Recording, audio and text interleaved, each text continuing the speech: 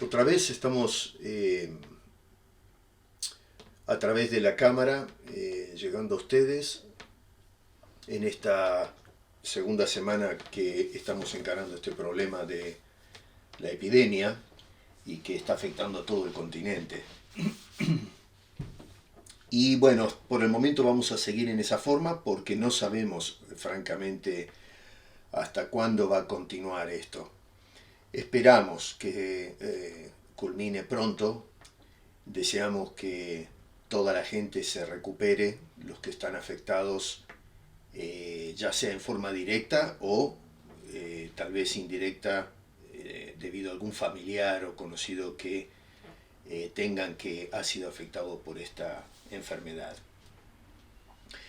El domingo pasado, bueno, no el domingo, pero creo que fue el lunes, alguien escribió, yo cité la primera carta de Pedro en la exposición que hice, y alguien expresó el deseo de elaborar un poco más en la carta de Pedro. Y entonces, bueno, decidí hacer eso. Vamos a trabajar con la primera carta del apóstol Pedro. Si ustedes tienen la Biblia a mano sería mucho mejor porque de esa forma podemos hacer un seguimiento y sacar algo productivo para nosotros. Yo voy a leer ahora a modo de introducción primera de Pedro capítulo 1 verso 9 y el título es El llamado de Dios. Y dice: Pedro, apóstol de Jesucristo, a los expatriados de la dispersión en el Ponto, Galacia, Capadocia, Asia y Bitinia, elegidos según la presciencia de Dios Padre en santificación del Espíritu, para obedecer y ser rociados con la sangre de Jesucristo, gracia y paz os sean multiplicadas. Bendito el Dios y Padre de nuestro Señor Jesucristo, que según su grande misericordia nos hizo renacer para una esperanza viva, por la resurrección de Jesucristo de los muertos, para una herencia incorruptible, incontaminada e inmarcesible, reservada en los cielos para vosotros, que sois guardados por el poder de Dios mediante la fe, para alcanzar la salvación que está preparada para ser manifestada en el tiempo postrero.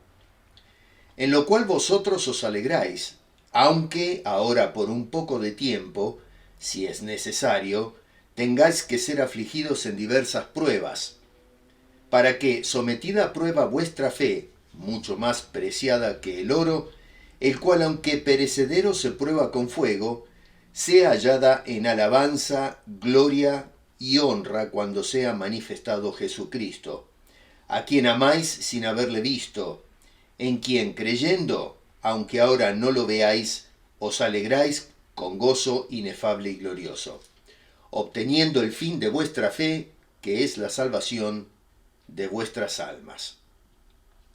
Señor, gracias por tu palabra y como siempre te pedimos que por favor la pongas en nuestro corazón, la apliques y que al mismo tiempo podamos vivir lo que la inspiración nos deja en el corazón. Te pedimos esto en el nombre de Cristo Jesús. Amén. Bueno, ante todo lo que notamos en esta carta es que el apóstol Pedro está haciendo un llamado a la iglesia. Y lo vemos a través de toda la carta, es el énfasis de Pablo, el énfasis en el llamado de Dios. Si nosotros nos vamos, por ejemplo, al capítulo 1, versículo 15, nos habla de Dios haciéndonos un llamado a vivir en santidad. Dice, sino como aquel que os llamó es santo, sed también vosotros santos en toda vuestra manera de vivir. Ahí tenemos un llamado entonces a vivir en una manera santa, pero dice en todo lo que hacemos. No es simplemente ser santos cuando vamos a la iglesia, o ser santos cuando estamos al lado de un hermano que notamos que es fiel a las Escrituras. La vida cristiana tiene que ser marcada por la santidad, por la transparencia moral. Nosotros tenemos que pensar en una manera santa, tenemos que vestirnos de una manera santa, tenemos que pensar de una manera santa. Eso es lo que quiere decir allí, en definitiva, que toda nuestra manera de vivir sea de una manera santa. ¿Y por qué debemos hacer esto? ¿Porque se le antojó a Pedro? No, porque dice que está escrito de esa manera, la Biblia dice eso. En el verso 16 dice, porque escrito está, sed santos porque yo soy santo. Y este señor acá lo que está haciendo es entonces citando el Antiguo Testamento, más específicamente el libro de Levíticos, en el capítulo 11 y capítulo 19, para ser más preciso. Así que en primer lugar, tenemos que se nos hace un llamamiento a vivir o a conducirnos de una manera santa. En segundo lugar, nos habla también, o somos llamados, nos dice en el capítulo 2 esto, a seguir el ejemplo de Jesucristo cuando nos toca padecer por causa del Evangelio. En ese pasaje, otra vez capítulo 2, verso 1, dice, pues para esto fuisteis llamados. Otra vez, capítulo 1, fuimos llamados para ser santos. Y ahora nos dice otra vez, fuisteis llamados porque también Cristo padeció por nosotros, dejándonos ejemplo para que sigáis sus pisadas. Así que, otra vez, para esto fuisteis llamados. ¿Para qué? Para caminar y seguir el ejemplo de Jesucristo cuando nos toca padecer por causa del Evangelio.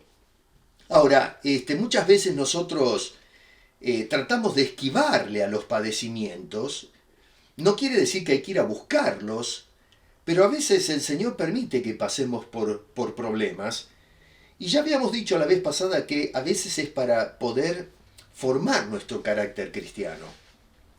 Y entonces la manera de encarar esto, habíamos dicho que es a través de la oración, y ahora Pedro nos dice que es a través de seguir el ejemplo que nos dejó Jesucristo, de cómo encarar las vicisitudes de la vida.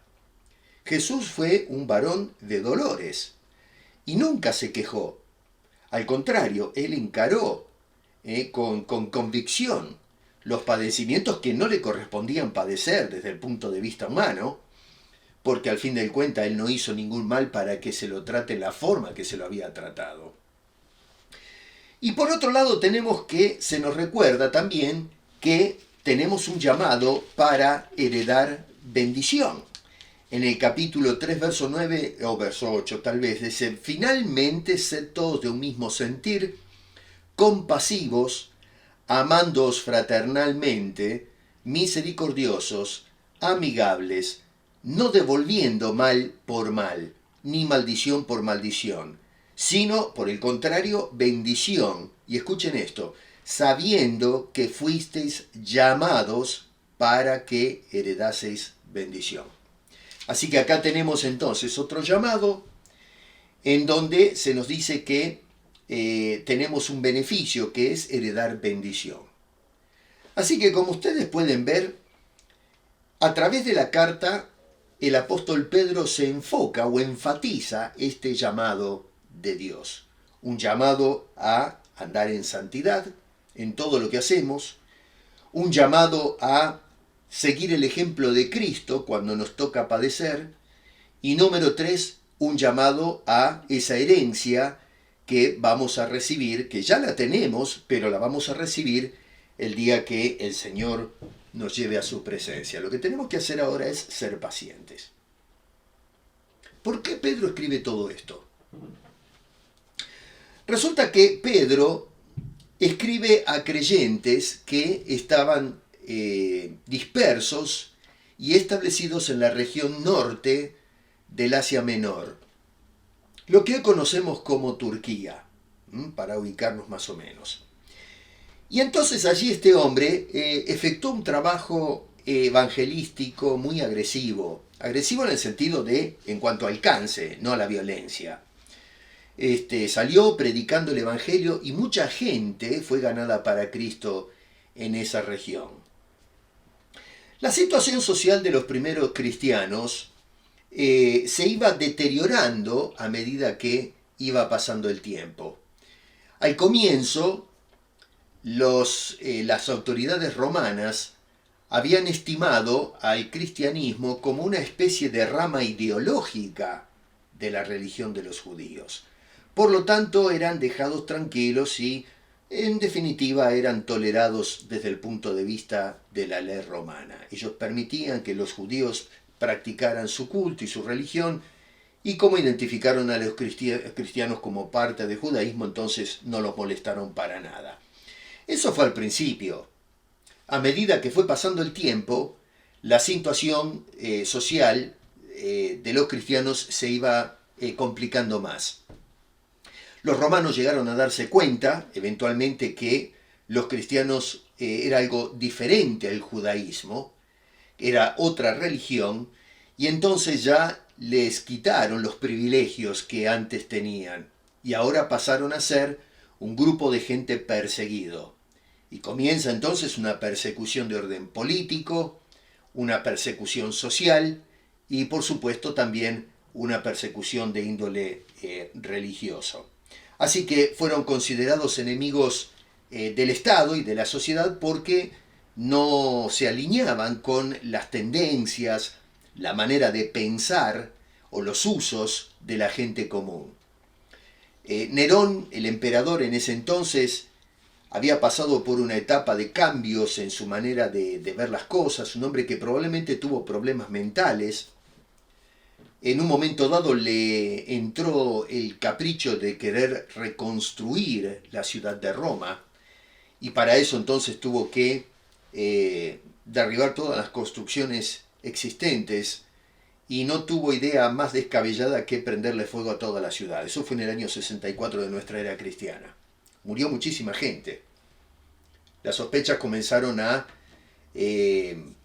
ponerse en la persona de Nerón, y entonces este hombre, para evitar que esto continúe y de alguna manera comprometer sus funciones, lo que hace es utilizar a los cristianos como un chivo expiatorio, y entonces lo que eso hace es levantar el enardecimiento de la sociedad romana, los militares, y comienza una severísima persecución contra los creyentes.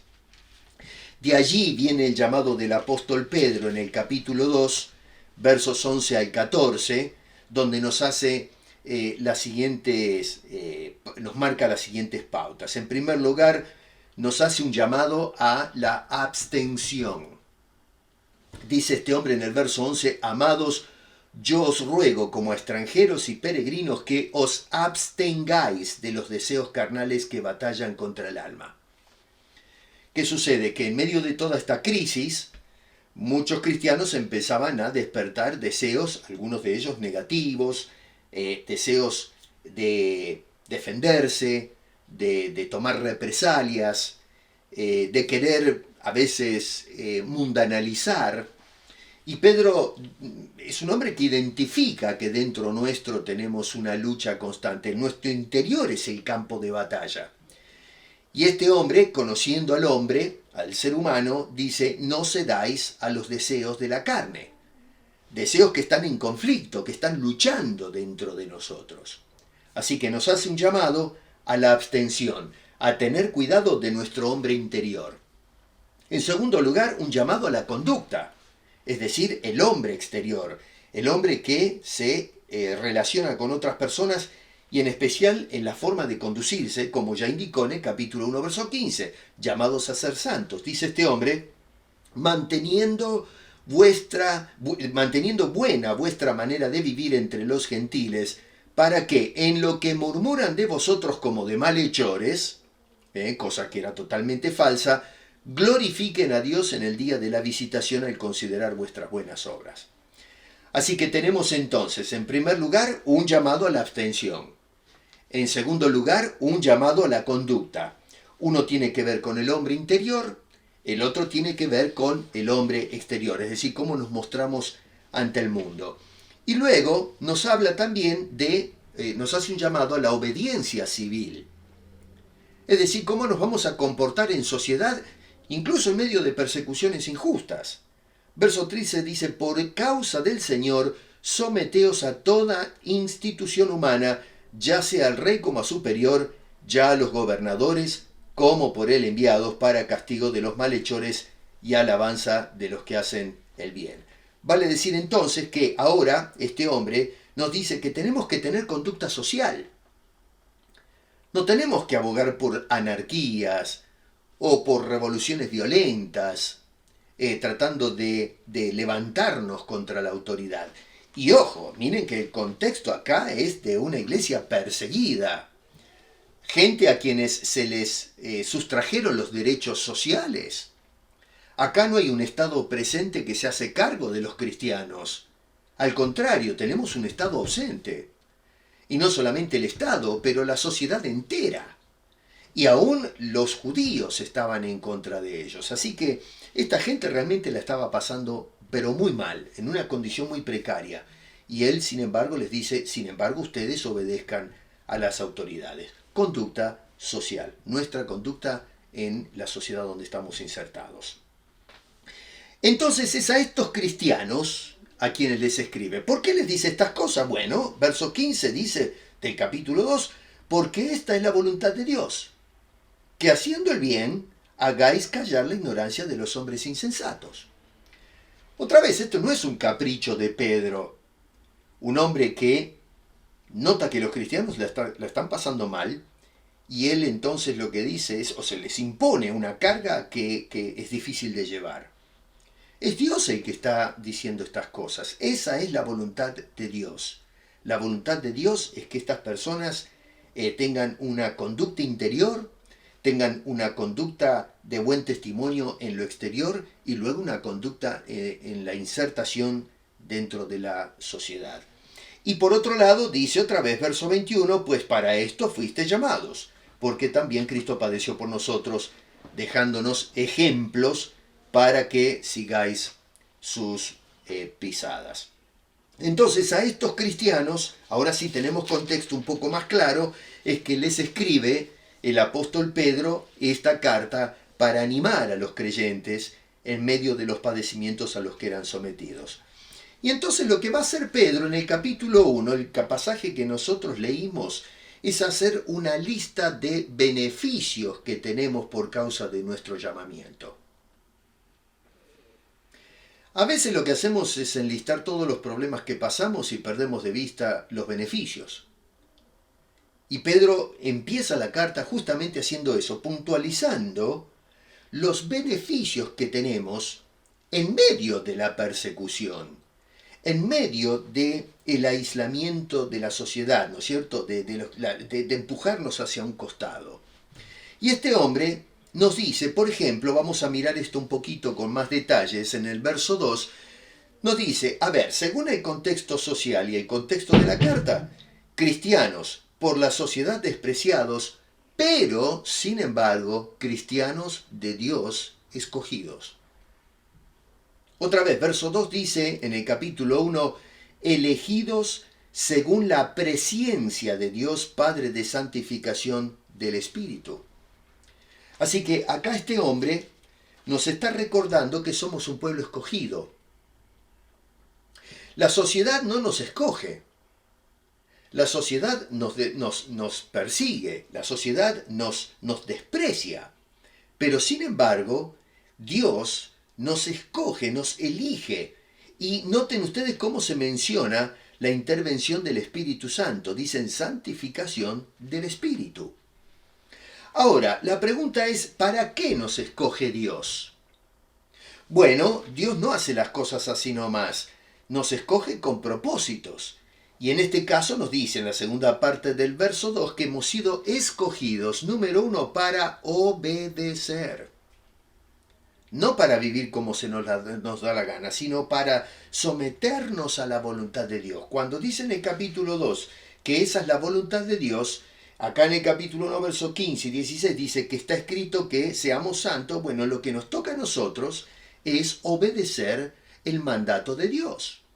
Hemos sido escogidos para obedecer a Dios, no para hacer lo contrario. No solo obedecer, pero luego agrega también para ser rociados con la sangre de Jesucristo. Y acá Pedro entonces apunta a la redención. Es decir, cómo Dios en Cristo Jesús estaba tratando con el problema moral de pecado en nuestras vidas. La sangre de Cristo fue derramada justamente para tratar con nuestra culpa la responsabilidad que teníamos delante de Dios. Y luego termina diciendo gracia y paz.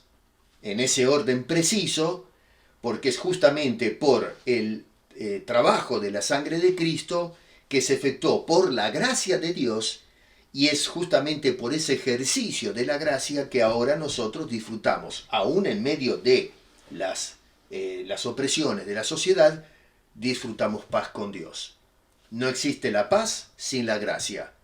Primero se manifiesta la gracia y luego entonces estamos en paz con Dios. Es lo que decía el apóstol Pablo en otros términos en Romanos capítulo 5, verso 1, que justificados por la fe, paz tenemos para con Dios por medio de nuestro Señor Jesucristo. Así que nos dio entonces, nos escogió, dice, para obedecer, nos escogió para ser rociados con la sangre de Cristo, y número 3, fuimos también escogidos para dar testimonio. Noten ustedes que en el capítulo 2, por ejemplo, verso 9, dice, vosotros sois linaje escogido. Otra vez habla de esa elección. Somos escogidos. Real sacerdocio, nación santa, pueblo adquirido por Dios. ¿Y pero para qué? Bueno, otra vez dice, para que anunciéis las virtudes de aquel que os llamó de las tinieblas a su luz admirable. Así que tenemos estas tres cosas que tienen que ver con el llamamiento. Llamados a obedecer. 2, llamados para ser rociados con la sangre de Cristo. Es decir, para ser perdonados de nuestros pecados, si se quiere.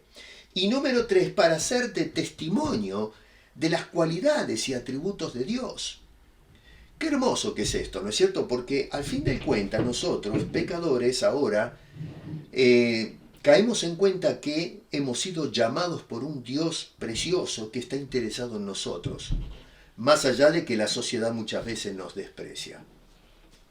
En segundo lugar, somos cristianos en una sociedad muerta en delitos y pecados, pero nosotros renacidos por la misericordia de Dios.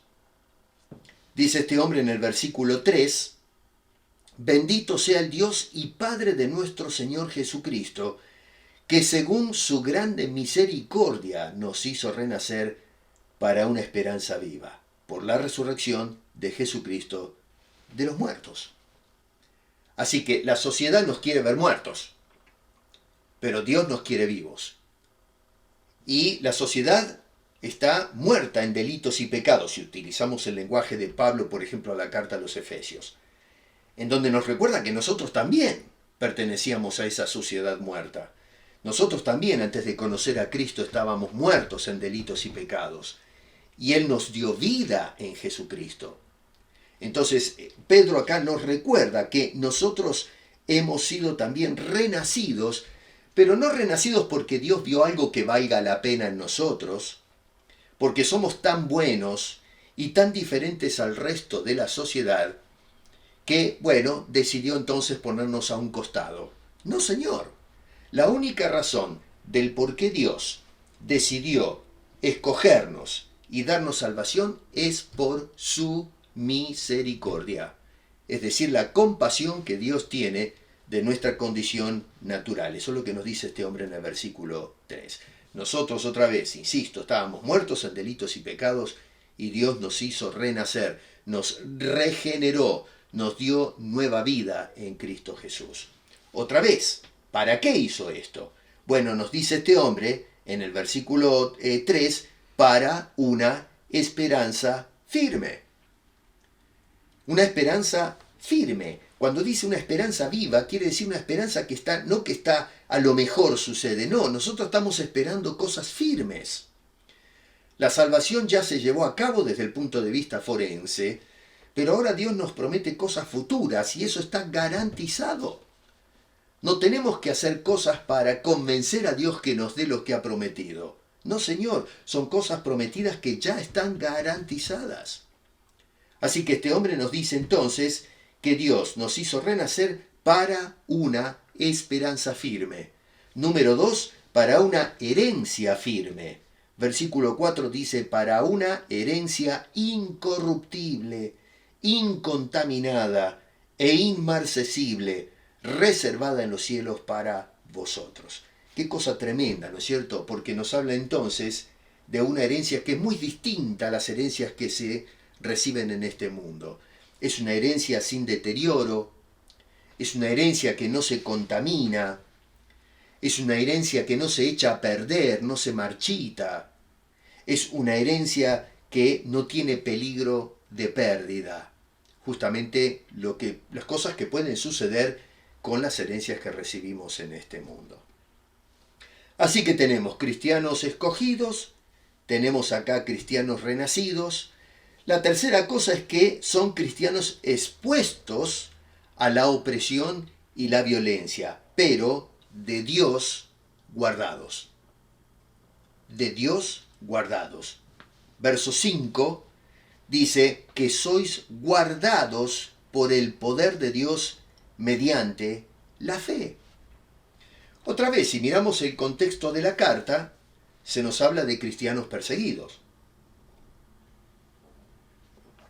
Cristianos que estaban padeciendo injustamente por la sociedad romana y aún por los judíos. Y resulta que, claro, cuando nosotros vemos personas en una situación precaria, el corazón de algunas personas es movido a solidaridad y compasión por esa gente. Pero lo que estaba pasando en esta sociedad de los tiempos de Pedro era todo lo contrario. No había ninguna persona que se compadeciese de los cristianos, todo lo contrario. Y en medio de esa situación, de esa persecución, sin embargo, Dios los estaba preservando. Dice que los estaba guardando. Qué hermoso, a veces hoy en toda esta crisis que tenemos de estas enfermedades que están dando vuelta, esta palabra nos recuerda que somos un pueblo guardado. Dios no nos escogió para tirarnos en la miseria. Dios nos escogió para guardarnos providencialmente. Y otra vez, la palabra, esa frase ¿para qué? Es constante. Pedro nos responde que hemos sido guardados para que,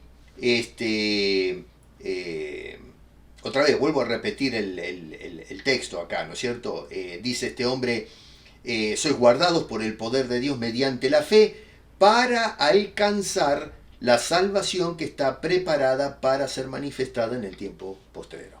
Así que la salvación desde el punto de vista legal o forense ya ha sido tratada y está sellada. Ya somos salvos. Pero todavía debe llevarse a cabo lo que Dios ha prometido y tiene que ver con la salvación. Nuestros cuerpos van a ser glorificados, vamos algunos a resucitar de los muertos, los que estemos vivos vamos a ser transformados, vamos a ser trasladados al reino del Señor, es decir, al cielo, si se quiere. Y todo eso está totalmente garantizado. Y Dios entonces lo que hace es preservar nuestras almas, preservar nuestros destinos. Dios está guardándonos, cuidándonos, para que podamos entonces recibir esa hermosa herencia que Dios ha preparado y que se va a manifestar en el tiempo postrero. Es algo que, no sé, yo pienso que deberíamos despertar cada mañana y darle gracias a Dios con una esperanza viva, palpitante, del día que el Señor nos permita entrar definitivamente al reino de los cielos. Esa es su promesa preciosa que nos ha dejado. Y el último punto, también muy importante acá, es que somos cristianos por la sociedad desaprobados, sin embargo por Dios templados. Cristianos probados. En el versículo 7 dice, para que sometida a prueba vuestra fe, mucho más preciosa que el oro, el cual aunque perecedero se prueba con fuego, sea hallada en alabanza, gloria y honra cuando sea manifestado Jesucristo. Así que acá tenemos entonces que Dios, a través de las persecuciones de la sociedad, lo que está haciendo es templando nuestra fe. Él podría sacarnos de esas situaciones. Dios podría inclusive cercarnos para que no tengamos que entrar en esas situaciones. Pero sin embargo, Dios permite que entremos en la persecución, que seamos perseguidos. ¿Por qué razón? Bueno, porque Dios está templando nuestro carácter. Es lo mismo que veíamos el otro día cuando Santiago nos dice que sintamos sumo gozo cuando nos hallemos en diversas pruebas. ¿Por qué? Porque la prueba de la fe produce paciencia. Y luego dice que lo que tenemos que buscar es el equipamiento completo del cristiano. En este caso, Pedro, en otras palabras, nos está diciendo más o menos lo mismo. Dios nos permite pasar por pruebas para ir templando nuestro carácter, para ir afirmando nuestra fe, nuestra confianza en lo porvenir. No solamente que Dios está con nosotros, sino que Dios va a seguir estando con nosotros y vamos a estar con Él por el resto de la eternidad cuando vayamos a su presencia. Así que somos cristianos, número 1, escogidos, somos cristianos renacidos, somos cristianos guardados y somos cristianos templados o probados. Y todo esto, ¿no es cierto?, con un gol en mente. Verso 9 dice, obteniendo el fin de vuestra fe, que es la salvación de vuestras almas. Así que eso es lo que Pedro quiere dejarnos a los cristianos cuando escribió esa preciosa carta.